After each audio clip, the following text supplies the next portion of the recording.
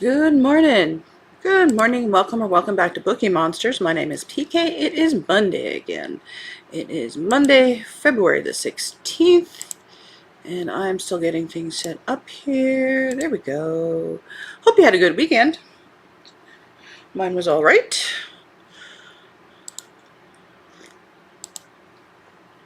Angel says, good morning. It's a nice sunny morning here after all the rain yesterday. Oh, I bet everything smells really nice too. And she is having the day off, and we are having some weird stuff there. There we go. All right. Amy says, good morning, everyone. Good morning. How you doing? And Cozy says, good morning. It's cold here in Michigan. Is it? Oof. Well, yeah, it's probably cold here too. And Bookworm says, hi, Bookie Monster and all. Good morning, everybody. I just realized it is a federal holiday. So it's 29 here right now, but we are supposed to get in the 60s, but by Wednesday we're supposed to have winter again. Weather. All right, let's look at Cozy Mysteries. These are the Cozy Mysteries being published this week. Not a whole lot yet again, but that's okay. We're going to look at them. This is one I'm interested in. It's called Winter Season by R.J. Coretto, London, 1817, a city glittering with wealth and rotting with secrets. In the uneasy years after the Napoleonic Wars, before fingerprints, detectives, or organized policing, one man bears the burden of justice alone. Captain Winter, once a decorated soldier and now Whitehall's special emissary, moves easily between the capital's extremes and the stately parlors where power is traded behind fans and smiles, and the shadowed alleys where danger has no name. Haunted by the battles he survived and the brutality he learned not to fear, Winter is a man shaped by violence, yet bound by a private code he struggles to honor. When a young woman of means is found murdered in a notorious district, Winter's pursuit of the truth pulls him into a tangle of loyalties and lies. A nobleman from his boyhood offers entree into high society. A brilliant Jewish physician exposed clues the dead cannot voice. And Barbara Lightwood, Winter's former lover, clever, beautiful, and perilous in her own right, re-enters his life with information he needs and secrets she will not share. From candlelit drawing rooms to the city's darkest taverns, Winter follows the threads of a crime that reaches further than anyone dares admit. Each step forces him to confront the man the war made him and the man he still hopes he might be. Only 245 pages, but yes, I'm probably going to get that. Unless the writing is bad, but that is right up my alley.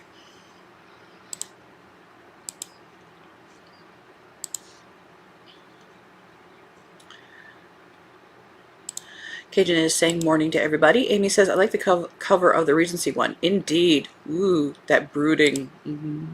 Emily says, hello. Woke up at 3:45 on my day off. Sigh. But the good news is you can go back to sleep.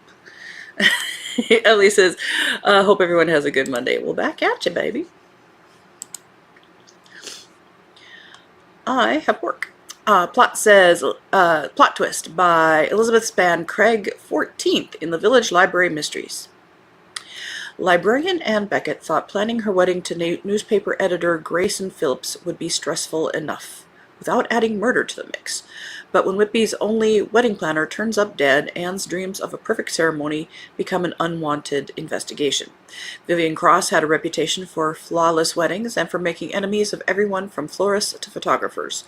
With her own big day approaching and vendors dropping like flies from the suspect list, Anne finds herself caught between picking centerpieces and picking apart alibis.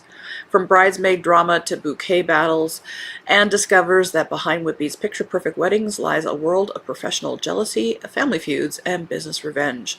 With Luna offering colorful commentary on wedding trends and Fitz supervising from his perch among the flower arrangements, Anne must solve the case before her own happily ever after gets permanently postponed.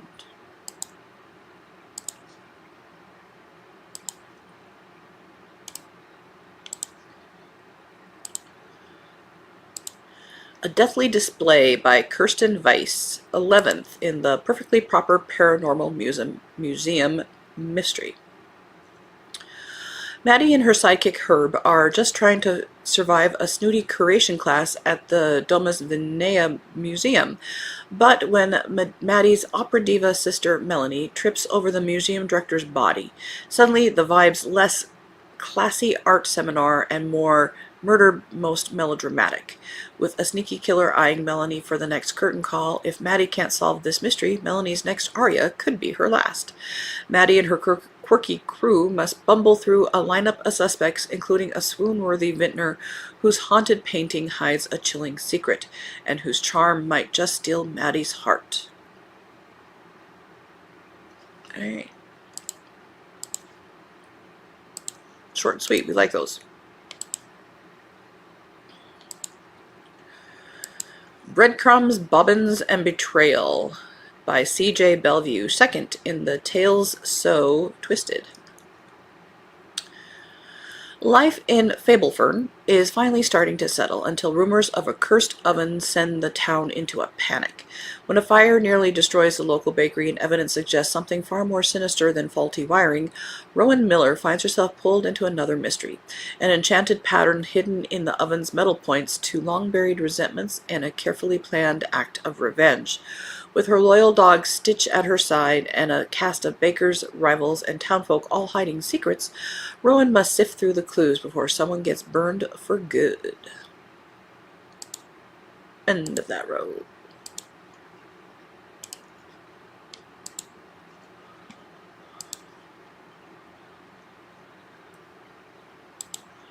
Cajun says, I love the Village Library series. Awesome! New one to read. I'm not the only murderer in my retirement home. I would brag about that. Fergus Craig is the author.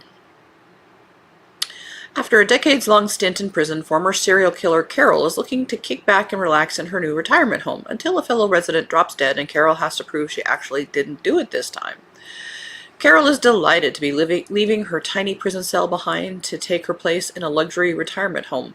She's hoping her past as a serial killer won't come to light so she can make a few friends and find some murder-free hobbies.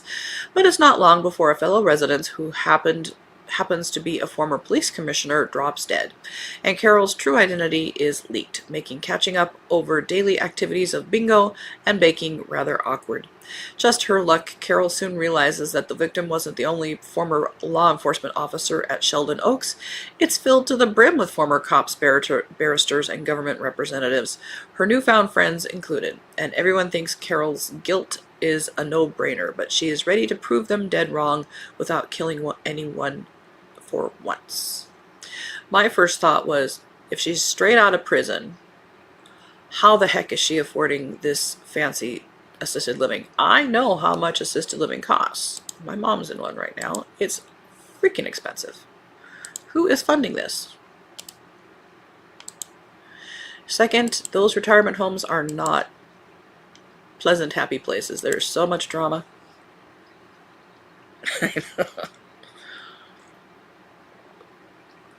Or maybe it's just my mom.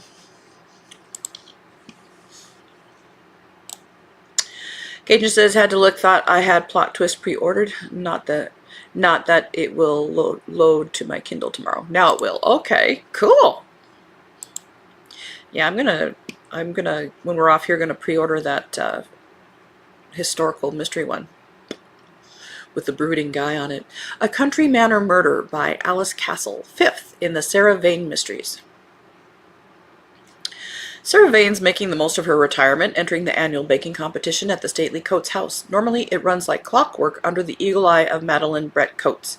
But when Sarah stumbles across the body of the lady of the manor, a string of bunting wrapped tightly around her neck, the event is plunged into chaos.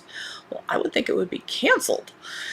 Mrs. Brett Coates's children appear heartbroken, but soon Sarah learns that the kind old woman ruled her roost with an iron rod, and as well as whispers of a secret fling, Sarah discovers that someone's name was hastily crossed out of her will just days before her death. Everybody at the manor, including even the staff, had a motive, and all of them have secrets they'd kill to keep. But when one of the Brett Coates heirs vanishes, and a threatening notice sent to the others, Sarah suddenly sees a much bigger plot unfolding. Can Sarah track down the killer before another victim is claimed? That's a, whoa, pleasant little shack. I like that cover.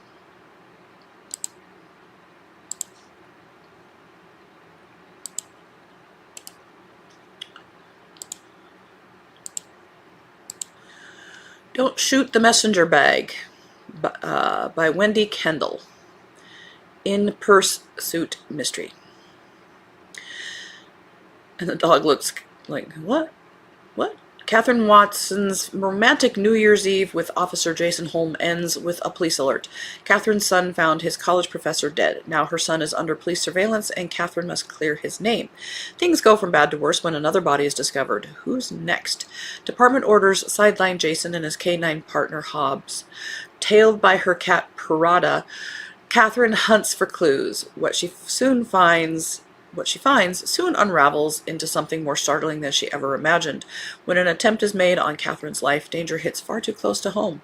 With the Valentine's Gala at her beloved Purse Museum fast approaching, will she be there to fashionably greet her guests, or has she reached the end of the line?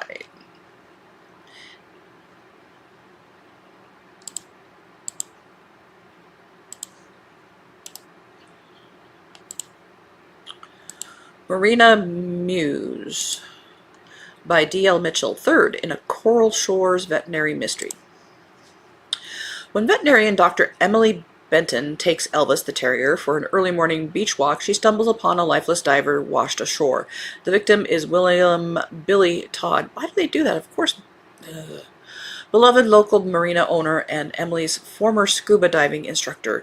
His death shocks the tight-knit Coral Shores community, especially his niece Lala, who returns home to uncover what really happened to her uncle. As Emily scrambles to locate Billy's orange tabby cat and dive shop mascot Hemingway, she finds herself entangled in another mystery. That's when you got entangled? Oddities begin to surface, from a frightened feline to suspicious visitors at the marina. Was Billy's death an accident or something more sinister? With the help of her loyal best friend, her charming detective boyfriend, and a cast of coastal characters, both two- and four-legged, Emily dives deep into the clues. But in a town where everyone knows everyone, will the truth surface in time? End of that row.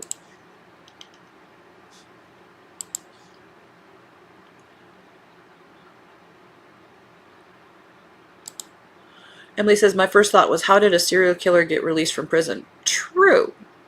Very good question. How are they not in for life? Good question. Money and why? Keisha says, no, it won't load tomorrow since my Kindle can't connect to the internet here. They have like internet at McDonald's, though maybe you don't want to be exposed that way, but Keisha says, good question, Emily.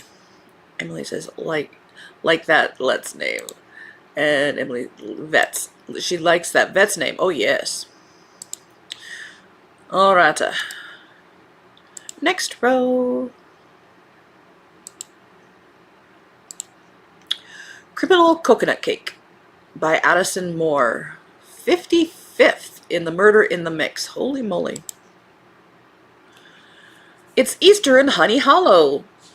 Everybody's a suspect when the coconut cake turns criminal. Did it? My name is Lottie Lemon, and I see dead people. Okay, so I rarely see dead people. Mostly I see furry creatures of the dearly departed variety who have come back from the other side to warn me of their previous owner's impending doom. This time, a ghostly lion has me seeing stars, and not the kind you wish upon.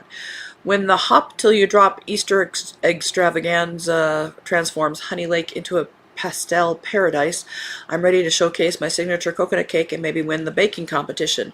With my twins strapped to my chest and my 2-year-old in tow, what could go wrong at a peaceful Easter festival? You just said twins and a toddler.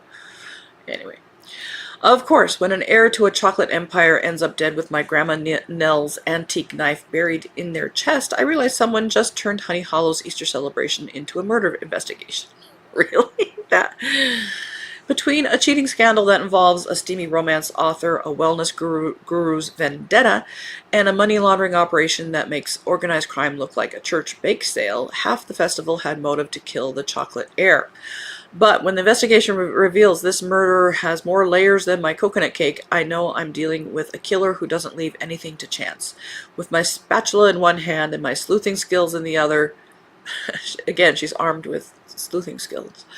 Plus, a supernatural sidekick who has a mighty roar and enough suspects to populate a small town. I'll need to crack this case before the killer decides I know too much. Living in Honey Hollow can be deadly. However, her children aren't in the cover at all.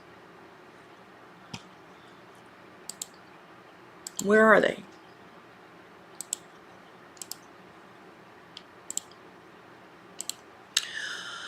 Oregano and outrage. Unless you're from England and it's oregano. By Carly Winter, 9th in the Haywood Herbalist Cozy Mysteries. Her past has come back to haunt her, and now she's accused of murder. When disgraced soap opera queen Sam Jones comes face to face with her former co-star Bradley Bass, he threatens to destroy the quiet, simple life she's built in Haywood. As he spread lies about her Hollywood life and the folks of Haywood believe him, Sam's life begins to crumble until Bradley Bass is found dead. No one had a reason to want the man gone except for Sam. Will she be able to find the real killer before she's accused of a crime she didn't commit?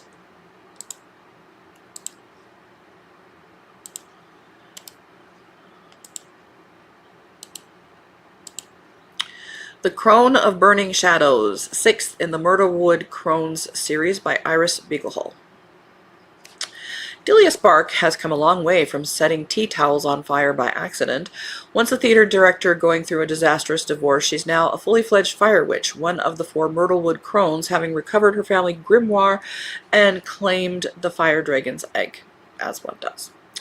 But there's no time for curtain calls. The Order of the Crimson is marching on the Veiled Sisterhood's mountain stronghold, led by a vessel of darkness who once was her ex-husband. The Sisterhood's crystal has become a prison, draining the life from those meant to protect it, and the 4 crones must finally claim the full power they were born to wield to stop the convergence that has been spoken of in ancient myth for generations.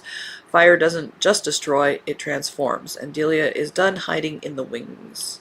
Expect dragons, demon bats, banter, and far too many cups of tea.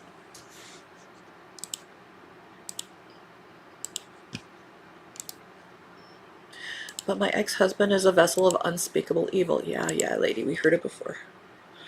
A Bitter End by Poppy Bridgman, 4th in the E.B. Eats Diner Mysteries.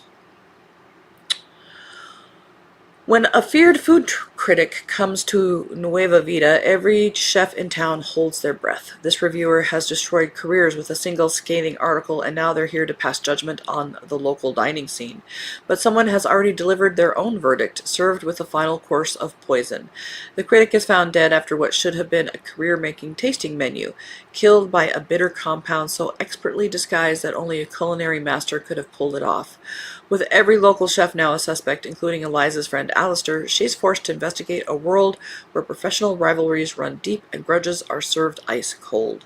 As Eliza digs into the critic's trail of ruined restaurants and broken dreams, she discovers that in the cutthroat world of fine dining, some people will kill for a good review, and others will kill to prevent a bad one. End of that row. Last row.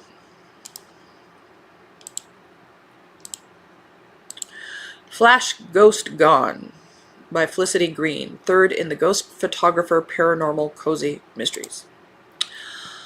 Lily 7 has always found her aunt's inn just a little too spirited. The shuttered, heavily haunted rooms above the medieval tavern known as the Sacred Salmon are strictly off limits, especially to someone who tends to photograph ghosts without meaning to. But when a famous TV ghost hunter disappears after spending the night there, Liv's camera may be the only witness to what's lurking behind those locked doors. As if that weren't enough, a ghost from Liv's own life walks back in, her estranged, disgraced husband, fresh from a collapsed pyramid scheme and now wanted by the police. He swears he's changed. He swears he needs her help. Liv can't decide whether to believe him or banish him for good. Then a charismatic leader of an occult society and a long-lost relative also arrive at the Sacred Salmon, and things go from haunted to spectrally chaotic in record time. Caught between past and present, living and dead, Liv must uncover the truth before the spirits, or the all-too-human villains hiding among them, claim another victim.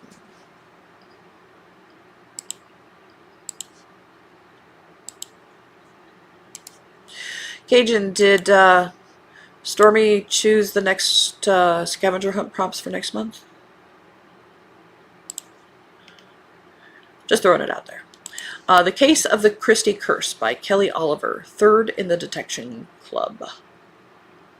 Oh, the bell's about to ring.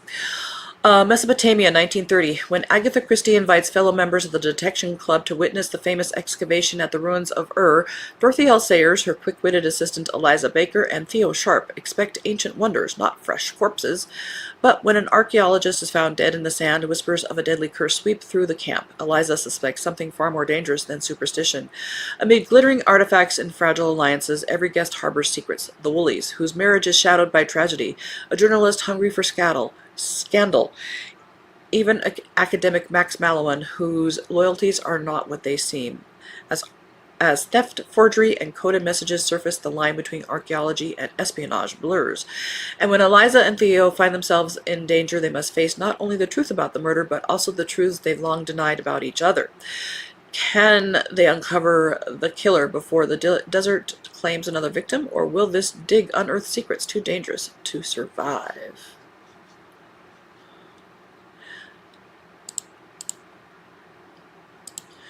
Last one really quickly. A Deadly Invitation by Christy Carlyle, second in the Electra Pool Mysteries. A country escape turns into a deadly trap. When an old friend, Lady Alice Crookham, invites Electra to her family's country estate, she welcomes the chance to escape London's bustle and the persona she's carefully cultivated as a medium to the upper crust. Alice knew Electra before she made a living from seances, and a visit to Oxfordshire offers a rare chance to step away from it all. But when a nobleman dies the night after her arrival, Alice becomes the prime suspect, and Electra's attempts to help her friend only pull her deeper into the tangled web of relationships at Carthorpe Hall. Electra comes to realize someone is orchestrating a deadly game and turns to the one man she swore never to trust with her secrets, Detective Inspector Gideon Pierce. Though they always clash, he believes in her and he's begun to trust her abilities. Together they work to unravel carefully crafted deceptions and seek a murderer so determined to cover their tracks that they might kill again. Dun dun dun. Well, not a bad little collection there. Not a lot, but they kind of packed a punch. Alrighty, that is the Cozy Mysteries for this week.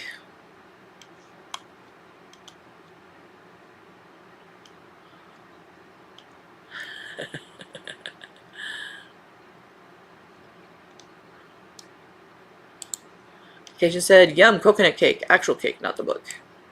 I would like some. Amy says, why does the lion have bunny ears on its head? And Cajun, because it's Easter, and copied the Cadbury's commercial. That commercial is one of the very best. I can absolutely hear it. Cajun says, I was just thinking about that commercial last night.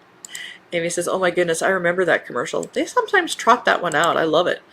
But it does show its age. Emily says, that cover for Flash Ghost is pretty. Yeah, I was noticing, like, the flowers. Cajun says, don't know, wasn't on the live yesterday. Okay. And Emily says, no prompts. Okay, they weren't picked last night. Okay. Cajun says, I did IM her yesterday morning and remind her to do it, though. Okay, so she might need poking again. Emily says she is hosting sprints tonight. I will message her. Gotcha. Okay, and thanks for letting us know who's doing it tonight. Cajun says I probably won't be on tonight either. So will you send me what they are if she does? Very nice. Will do. She says, and Cajun says thanks. Awesome. I know it's the middle of February, but it's a short month, and I always like to start looking as soon as possible for those scavenger hunt ones. All righty. Those of you having a day off, enjoy your day off. We'll be thinking about you. Thank you so much. Our next morning show is Wednesday morning. We'll be looking at thrillers and crime fiction. So far, I don't have one on Friday because we are getting through everything. We'll play it by ear. Our next sprints are tomorrow night, Tuesday night at 8 p.m. Eastern. And as Emily mentioned, Stormy's doing the one tonight. Amy says, have a good day, everyone. Back at you, baby. Emily says, have a good day. I'm hoping to shake my headache off. Indeed. Indeed. Take some naps. Rest up. Cajun says, everyone have a good day. Well, you too, guys. Thank you. Thank you. Hope to see you soon. Be safe. Read good books. And as the banner says, don't be a bookworm. Be a bookie monster. Nom nom. Have a good day and God bless. Thank you guys for being here so much.